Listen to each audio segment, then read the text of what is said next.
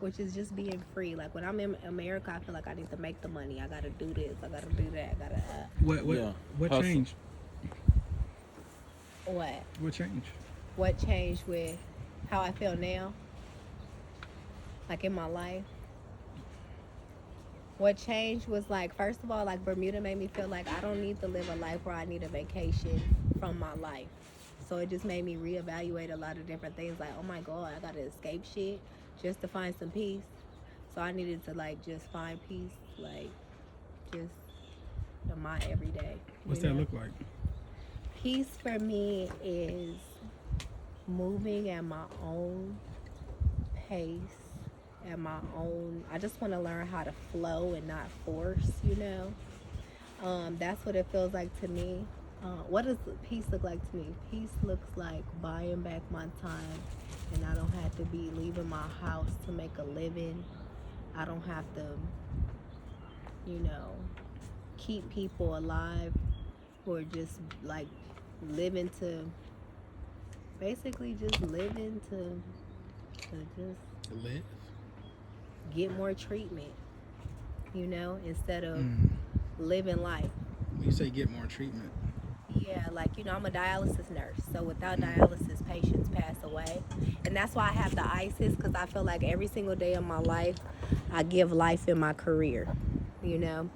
But I'm coming to a point in my life now to where it's like, I'm not making a global impact here, you know, capitalizing off of illness. I need to be letting people know what wellness looks like, who that looks like, you know what I mean? We could all be well. What's some of the first steps to wellness? Stop lying to yourself, because it's just you and yourself at the end of the day. So don't nobody know what you really, really doing but you. So stop buying your own lies. You know? And then... Wait, where does that start at? I'm just curious. Being sick of your own shit and being like, why the fuck I ain't a millionaire? Like, why the fuck am I not living the life I know, God, you have for me? Because you know my heart. You know my heart is to be rich. You know my heart is this life of opulence. Why am I not that? Because I got to get out my own way. I got to stop being a liar. See, me, I be like, you know everything. You strong, you fast, you could do this, that, and third. So you could wait till the last minute for everything in fucking life because you're a genius and you work well under pressure. No, the fuck I don't. Yes, you do. I work well where I can just naturally occur like a river and just flow. Not where I'm like, cram the fuck up. Now I'm sweating. The bitch already anxious on the regular. You know what I mean? Because I put that sense of urgency. I got that. Like, every day I live life of expectation. You know, so I got that urgency. So I don't need no help in the urgency and anxiety department. What I need help is learning how to calm down and calm down all this mental chatter that makes me a fucking manic Monday every day of my life. You know, slow all that down so then I can be productive. When did that start? When have you noticed that starting? What? You being manic? I think I noticed when okay, so I did a stint in the psych hospital. Okay, so when I started my self-love journey or whatever, I got into a car accident. Okay, so Petal was born because I was blackout drunk all the time because I was sad, you know, and I didn't even know what I was running from. I didn't even open up all that hurt and pain. I just wanted to silence it.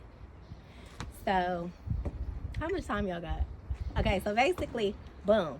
I started my self-care journey because God sat me down. I flipped the car 3 times, woke up at home, and I thought angels brought me home. When I got up to go to the bathroom, I fell to the floor like, what the fuck? I'm really toe up. That wasn't a dream. That whole accident and stuff was really real. So I told my daughter, I said, call 911. I'm fucked up. I ain't never been this down bad. Call 911. And she know I don't mess with police. You know? So she know it's serious, you know? So she called them, and I had a broke neck, broke back, broke ribs, broke everything. And I remember sitting in the bed, and I was just like, oh my fucking gosh. You really did it now, you know? And I came home and they gave me some pain pills, and I took every last one of them motherfuckers too. But when they ran out, I was like, girl, this why motherfuckers get addicted. Right here, because you in so much excruciating pain. But then I was like, no, what am I going to do? I'm about to heal myself with weed, incense, and tea. So that's where Petal Wealth was born, on my bed upstairs. Oh shit. So I was like, I'm gonna make bath time tea, because that's what I was doing. I was bathing in herbs. I was drinking what I was bathing in. I was smoking hella weed. I was burning hella frankincense and myrrh. Like my house was a whole like holy temple at the top, because that's what I needed for my healing. So, and I got journals, all this, and I'll show all that to you. But that's like my jewels. That's like my treasure. But anyway, though, so I sat in there. That's where Petal Wealth was born. Okay. So then, the job that I work now, I was working there before. Can I say something to you? Yeah. I know you're mad in the middle of something. There's a word for what you went through. It's the ideology of us having a single thought pattern that we do now because of an event. It's called a rose petal. A rosebud, sorry. It's called a rosebud. So your rosebud was that moment. This is very interesting. It goes into the motif of your thing. All right, continue. No, you're okay. And so, okay, so I couldn't go back to that job. And so I looked for a job local, and the only thing I could find locally that was like conducive to me, because I'm not going to do it if it don't feel right to me, because I'm not a saleswoman. So if I have to be sold on doing something, it's not for me to do. So I got into the mental hospital. I was like, I always wanted to do psych. Forget it. This is my time to do psych. I didn't know at the time that God was sending me there, because he was cleaning me up through there. So that's where he sent me, and I became aware of, yes, you're manic. You might be a little bipolar. You're schizophrenic according to this, what it says, but I hear from God. You know what I mean? So it was like a mirror to myself. And so I was working there and stuff like that. And as I started doing the work internally, like I took the alcohol assessment. I remember doing the assessment. I was like, I know these motherfuckers lie, because I'm scoring higher than the patient, you know? And I was like, oh my God, I'm toe up. And that's how I got into plants. Because I was like, every time I was itching to drink, because I was lonely. You know, like I'm a complete like lone wolf introvert. This is my normal. If I'm not with my family, I'm not with nobody, you know? And so alcohol was always available. It was one call away. It science the pay. It was the best homegirl. It knew, understood. It was always around. You know, it was reliable to the motherfucker. You just gotta have some money, you know? And so she became my everything. It's like a prostitute. Yeah. And I was really shit. The alcohol was the pimp and I was the hoe when you think about it, you know?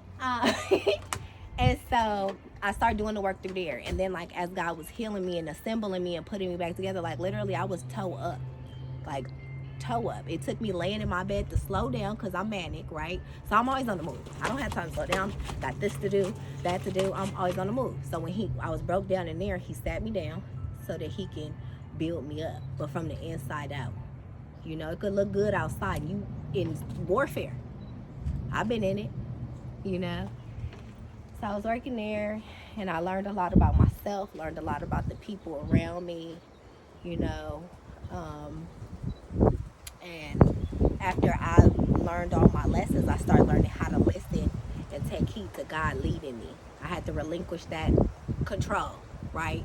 That it's, you know, I know what's going on. It's me. I'm making the decisions. No, I'm not. I imagine that's still a daily battle. Every day. Every day. So, oh, it's so hard to just let go and really trust, you know, especially when you've been hurt. So basically, he taught me my lessons there, and I was like, I'm tired of coming here, because I'm taking this home with me, you know, because I'm like, I'm an empath, so I'm soaking this up. I'm taking all this home to my family, who don't even deserve this. You know what I mean? Like I didn't came and did the work for these people, you know, help people get their mental Is there not together. a halfway point? Is there not a situation in which they tell you, hey, since you're working with these, you know, these patients, here's a halfway point for you so you don't bring it back home? Or is that not a thing? I would say that in healthcare, it's so treacherous that shit, the people in the office was playing more games than the patients. So I'm battling the patients. I'm battling with these people, because what working in psych taught me was everybody's at war, right?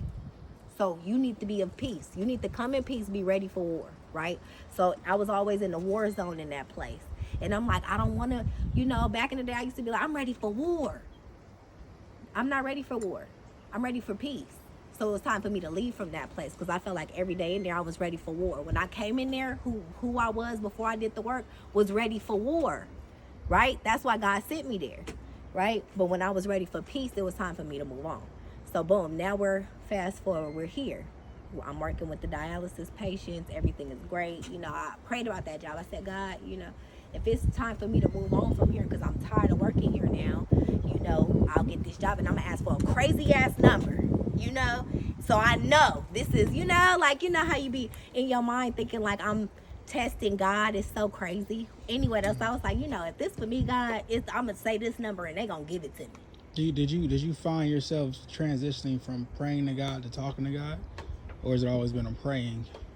I feel like it's always been a combination, you know, because I talk to God more than anything, like all the time. And people be thinking I'm talking to myself. I really be talking to God and downloading, you know. So, okay, fast forward, I went to here, and then I was still like on my spiritual journey, but every single day, like it's not a destination. It's everyday work to be at peace. It's everyday work to like live and be the way that I am, which is like at peace and aware within myself and be comfortable knowing the wickedness, the treachery. Like I saw people in the mental hospital, and I was like, they're so enlightened. They literally drove themselves crazy because they see all of this, you know. And as I begin to see more, I begin to like retreat more. Because I'm like, you know, I can't be out here and just available. God was showing me like, you should be protected. You a crown jewel. You shouldn't just be available. So it made me be more like introverted. And in me being more introverted and cutting shit off and cutting people off and cutting, because I'm always the biggest supporter, biggest cheerleader. You know what I mean? Like healer. I'm doing this, doing that, but I was so empty. Now I know not to run myself empty. Now I know it's not my job to save and heal everybody. It's my job to help those who want help. You know, I can't do all the work. My grandpa used to be like, I'll carry you, but don't drag your feet. You know, and that's some real shit. I'll help you, but you got to help yourself first. And that's me protecting myself. So, did that answer your question? Hell yeah, I'm gonna stop it right